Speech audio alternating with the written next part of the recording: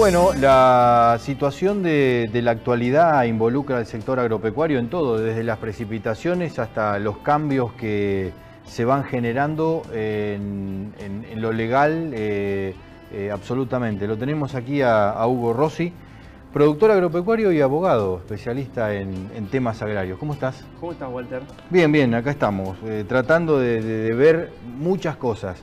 En principio, este año hubo una preocupación grande con el tema del exceso de precipitaciones y la falta de trabajo que en los momentos de sequía debían haberse hecho. Vos sos de la zona de monte, con lo cual ahí está la desembocadura prácticamente, ¿no? Totalmente. ¿Cómo está todo? Sí, tal cual lo que decís. La verdad que fue un año de precipitaciones totalmente fuera de la media. De hecho, los registros que nosotros tenemos, contando del año 85 para acá, es el año más llovedor hasta el momento. Incluso superior al 93, que fue uno de los años fuertes. Ahora, también lo que vemos es que, si uno toma todo lo que ha ocurrido desde entonces, fueron pocas las obras que se concretaron para paliar este tipo de situaciones. Ahora, decime, los productores dicen, se dedicó la plata que debía haberse dedicado a hacer los canales a otra cosa. Y el Estado dice, no, nosotros hicimos lo que debíamos hacer y las obras están en tiempo. Mira, te puedo dar dos datos concretos. Puntualmente, lo que es el famoso plan maestro del salado, en mi zona, en este momento se está terminando un nuevo tramo. El resultado te diría que es relativamente satisfactorio. Recordá que de San Borombón para arriba ya se había hecho hace unos años el primer tramo, ahora se está haciendo este segundo, pero por supuesto falta mucho y faltan además obras complementarias. Pero bueno, digamos, tarde y quizás no de la manera completa, pero algo se hizo. El segundo dato es, en el año 2001, por un decreto presidencial de aquel momento, se crea el Fondo de Infraestructura Hídrica Nacional, que en resumidas cuentas lo que hacía era, cada determinado, se imponía un tributo de determinado monto sobre los combustibles y el gas, y eso iba a un fondo específico afectado a obras hídricas. La realidad es que en el año 2006 el Congreso modifica la especificidad de este fondo y desde entonces se empezó a utilizar buena parte de esos fondos para obras en distintos lugares, por ejemplo, del conurbano. Cuando decimos modifica la especificidad, quiere decir a dónde va la plata. Tal cual, exactamente. El decreto original que lo había creado específicamente decía que tenía que ir destinado a gas hídricas. A partir de 2006, por ley, se modifica eso. Que va a rentas generales, por ejemplo. Digamos, sigue siendo un fondo, un fideicomiso, pero en definitiva se le amplía la posibilidad de inversión. Y si vos ves, de hecho es información pública, se han recaudado, no me acuerdo el monto exacto, pero algo de 11.000 millones de pesos desde entonces. Está detallado en la UCOFIN, que es la unidad que controla estos fideicomisos, exactamente hacia dónde fue cada uno de esos montos. Y gran parte ves que están destinados a obras que no son específicamente hídricas. Ahora, la complicación no es solamente en la cuenca del Salado, que quizás es la cuenca mayor, obviamente, de la provincia. Hay otras cuencas, por ejemplo, en la zona de las sierras, donde también los productores están con serios problemas.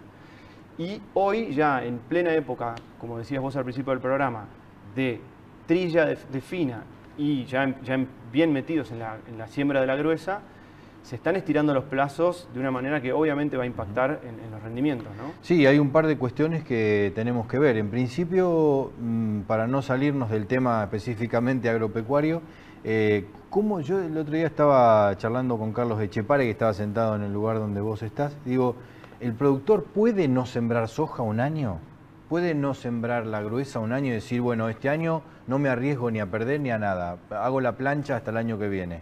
¿Se puede eso? A ver, poder se puede todo. La pregunta es quién lo haría, porque en definitiva es de lo que uno vive, y aunque la perspectiva hoy sea realmente mala y finita, y encima las expectativas de una mejora de medidas políticas tampoco en el corto plazo sea positiva, la verdad es que el productor finalmente termina viviendo eso, con lo cual no solo no lo puede hacer, sino que además si uno deja un lote sin sembrar durante una campaña, después recuperar y volver a incorporar ese lote a una rotación sustentable es mucha mayor inversión y mucha mayor dificultad porque proliferan las malezas, etcétera, etcétera, etcétera. Con lo cual, yo te diría, es una chicana engañosa que a veces nos quieren poner esto de, bueno, si no lo pueden hacer, entonces no se quejen y no lo hagan. Y la verdad es que no te lo permite casi que la biología del negocio dejar de hacerlo. Sí, hay un nuevo Código Civil que nos impacta en todo, desde lo comercial hasta lo laboral. Realmente, ¿qué de todo esto impacta en el sector agropecuario y qué hay que tener en cuenta? Mira, uno de los temas que con mayor preocupación nos consultan nuestros clientes en el estudio es el tema de la famosa especificación que parece traer el nuevo código. La verdad es que no es estrictamente una especificación, o sea, las obligaciones que estén en moneda extranjera, pongamos dólares, hoy no es que van a convertirse a pesos obligatoriamente, sino que a partir de la entrada en vigencia de este código, que por el momento es en enero de 2016, aunque ahora hay un intento y un proyecto de ley de esta semana que pretende adelantar la entrada en vigencia a agosto del 2015, pero en definitiva, cuando entre en vigencia, lo que va a decir este nuevo código es que uno puede estar obligado a entregar moneda extranjera, un contrato en dólares, Sí. pero desobligarse pagando pesos al tipo de cambio oficial vigente al momento de pago. La pregunta es, en un país como el nuestro, donde lamentablemente muchas veces hemos tenido situaciones como la de hoy, de desfasajes entre un tipo de cambio oficial y un no oficial, ¿qué va a ocurrir al momento que entre en vigencia este código? Porque si se adelanta la entrada en vigencia a agosto, como se pretende ahora, agosto es ya, Sí. falta menos de un año, y pareciera difícil que la brecha cambiaria actual puede cambiar, pero que deje de existir. Ojalá que así sea. Entonces se va a generar por ahí un ruido ahí donde el deudor en dólares va a pretender desobligarse pagando en pesos al tipo de cambio oficial. El acreedor va a pretender que no sea así. Ese es un punto álgido del nuevo código, sobre todo si se adelanta la entrada en vigencia. Hay que tener en cuenta que las relaciones, sobre todo estamos hablando de alquileres básicamente, ¿no? En este sentido de las obligaciones y de tener que pagar algo más allá que las ventas y todas estas cuestiones.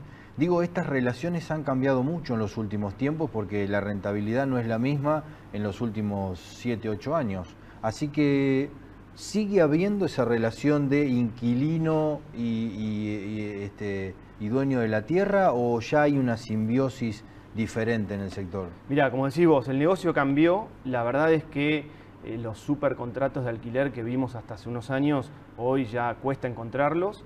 Y toda la agricultura, sobre todo moderna en la Argentina, va tendiendo hacia esquemas más asociativos, las famosas aparcerías o contratos con precio fijo, pero a partir de determinado rinde un corte, donde comparte el productor y el dueño de la tierra. Cada vez está más interrelacionada. Y la legislación, a su vez, está profundizando, siguiendo ese camino de mayor interrelación. Hace 2 años el Congreso sancionó la nueva ley de contrato agrario, donde se profundiza mucho más la solidaridad en la responsabilidad para con los empleados del dueño de la tierra con quien la trabaja, en el caso de que estén separados, ¿no? Bueno, el Código Civil nuevo no atendió y no se ocupó de los contratos agropecuarios. ¿Te acordás que hasta hace unos años hablaba mucho de la nueva ley de arrendamientos y demás? El Código lo dejó de lado. Recordá que el Código actual, el de Vélez, tampoco trató originalmente los arrendamientos agropecuarios, sino que es una ley especial. Por lo tanto, por el momento va a seguir vigente esa ley especial y eventualmente se tendrá que tratar una nueva ley de arrendamientos en el Congreso. Sí modifica muchas otras cuestiones interesantes para la actividad comercial, no solo del agro, sino de la ciudad también. Por ejemplo, una novedad interesante es la sociedad unipersonal, que es una novedad total en el derecho argentino, donde, como es obvio, una sociedad, uno dice, son dos socios. Claro, si hay socios. Totalmente. Ahora, lo que terminó ocurriendo en los últimos años es que quien quiere defender una parte de su patrimonio para hacer un negocio y en realidad no quiere hacer una sociedad, termina buscando un segundo socio muy minoritario que termina siendo una ficción. Claro. Bueno, lo que pretende el nuevo código es terminar con esa ficción, blanquear eso, y se crea esta figura de la nueva sociedad unipersonal que básicamente va a tener el mismo comportamiento de una anónima con supervisión de las direcciones de personas jurídicas, IGJ en Capital, por ejemplo. Claro. Falta mucha especificación todavía, pero es una novedad interesante para el comercio en general. Hay un tema que me comentaste fuera de micrófono y que yo enseguida empecé a pensar que va a pasar con toda la Mesopotamia, con el tema de la modificación de los márgenes ribereños. Totalmente. Sobre todo porque, por ejemplo, mucha ganadería se hace sobre islas que son absolutamente inundables. ¿Eso tienen un dueño? ¿De hoy para mañana el dueño de la isla va a ser el Estado?